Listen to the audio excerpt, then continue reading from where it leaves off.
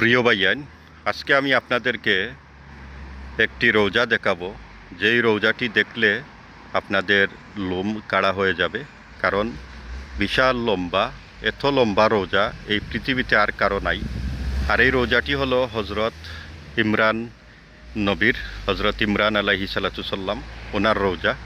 তো আমি একটি অনুরোধ করব আপনাদেরকে, আজকের এই ভিডিওটি যারা আমার এই ইউটিউব চ্যানেল থেকে দেখতেছেন, আমি আশা করি আপনারা ইউটিউব চ্যানেলটাকে সাবস্ক্রাইব করে রাখবেন এবং পাশে থাকা বেল আইকন সেটিও চালু করে রাখবেন। তো এই পৃথিবীর মানুষকে দেখানোর জন্য আজকের এই ভিডিওটা বানানো। আমি রোজার বাহির সাইডের দৃশ্যটা আগে আমি ধরতেছি, আপনার দেখুন। তো আমি একটি মসজিদের সামনে যাইতেছি, উনার রোজার পাশেই মসজিদ। এই মসজিদটা দেখানোর পরেই আমি রোজার ভিতরে প্রবেশ করব। তো তার জন্য ভিডিওটা আপনারা সম্পূর্ণ কন্টিনিউ দেখতে হবে, আমার সাথে থাকুন। দেখুন, এই ওমানের সালালায় ওনার রোজা।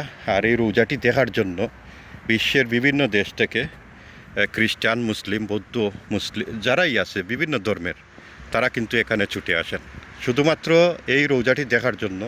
বিশাল আকারে লম্বায় দেখতেছেন, আমি রোজার পাশ দিয়ে হেঁটে হেঁটে যাচ্ছি। এই রোজার পাশেই দেখেন একটি মসজিদ আছে। এই মসজিদে যারা এখানে আসেন জিয়ারতের উদ্দেশ্য করে, তারাই এখানে এসে নফল নামাজ আদায় করেন। আর যদি পাঁচ ওয়াক্ত সালাতের মধ্যে একটি সালাত এখানে হয়, আজান হয়ে যায়, তাহলে এখানে মানুষজন নামাজ পড়েই চলে যায়। তো প্রিয় ভাইয়ান, বিশেষ করে আসলে বিভিন্ন দেশ থেকে এখানে ছুটে আসেন। এর কারণ হলো হজরত ঈসা নবীর নানা হলেন উনি, হজরত মরিয়ম আলাইসাল্লাম। আপনারা চিনেন ঈসা নবীর মাতা। উনার হজরত মরিয়ম আলাইসাল্লামের পিতা হলেন হজরত ইমরান নবী, যার রোজাটি আজকে আপনাদেরকে আমি দেখাইতে এসেছি। এই দেখুন, এটি হলো মসজিদ, মসজিদের গম্বুজ। তো এখন কথা না বাড়িয়ে আমি এই মুহূর্তে ভিতরে প্রবেশ করব। তো সবাইকে অনুরোধ করব, এই ভিডিওটি সবাই দেখবেন, টেনে টেনে দেখবেন না, পুরাপুরি দেখবেন। আমি এখন ভিতরে প্রবেশ করবো। এই দেখেন, আমি রোজার ঠিক পাশ দিয়ে আমি হেঁটে হেঁটে যাচ্ছি। আজকের এই ভিডিওটি যদিও লম্বা হয়ে যায়, তারপরও আপনারা দেখবেন। এই দেখেন, এই রোজাটি হলো বাহিরের দৃশ্যটা। আমি এখন ভিতরে প্রবেশ করব, আপনারা সাথে থাকেন। আমি একদম নিকটবর্তী চলে এসেছি। তো আমি যে বলছিলাম যে বিভিন্ন জায়গা থেকে বিভিন্ন লোকজন এখানে আসেন, এই দেখতেছেন আপনারা। আরও অনেক লোক এখানে আসেন। আজকে মোটামুটি আমি যখন এসেছি তখন আসলে মানুষ একদম কম। তো ভালোই হলো, ভিডিওটি বানাইতে একটু সুবিধা হলো। এই দেখুন, আসসালামু আলাইকুম ইয়াহলাল কবর। এই দেখুন, আমি ভিতরে প্রবেশ করলাম। সুবহানাল্লাহ, এত লম্বা রোজা, বিশাল আকারে। এই রোজাটি দেখার জন্য বিভিন্ন দেশ থেকে মানুষ অনেক টাকা পয়সা খরচ করে এখানে ছুটে আসেন। এই দেখুন, বিশাল লম্বা হয়ে গেল ভিডিওটি। তো অবশ্যই সম্পূর্ণ দেখবেন, কেউ ছেড়ে চলে যাবেন না। মাশাআল্লাহ, এত লম্বা রোজা, মাশাআল্লাহ।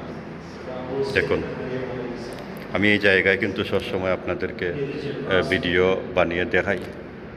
আর এখানে আসলে একজন বাংলাদেশি ভাই আছেন, যিনি এখানের খেজমত করেন। তো ওনাকেও আসলে আমি দেখাইব, তবে উনি কথা বলতে পারবেন কি না জানি না, তবে দেখানোর চেষ্টা করব।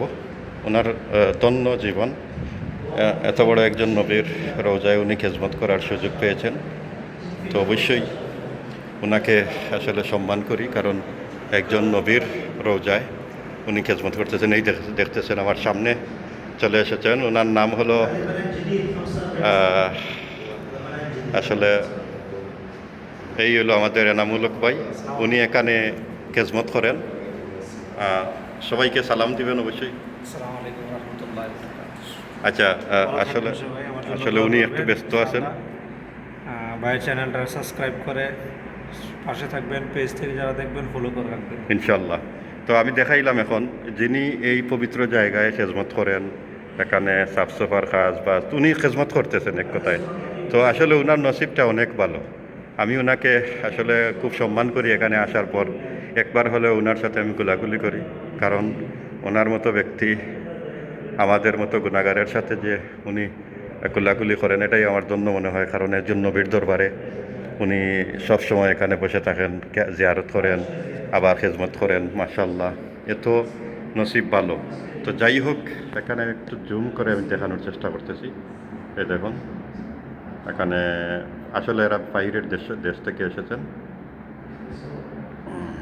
তো যাই হোক, আজকের মতো আপনাদের কাছে বিদায় নিলাম।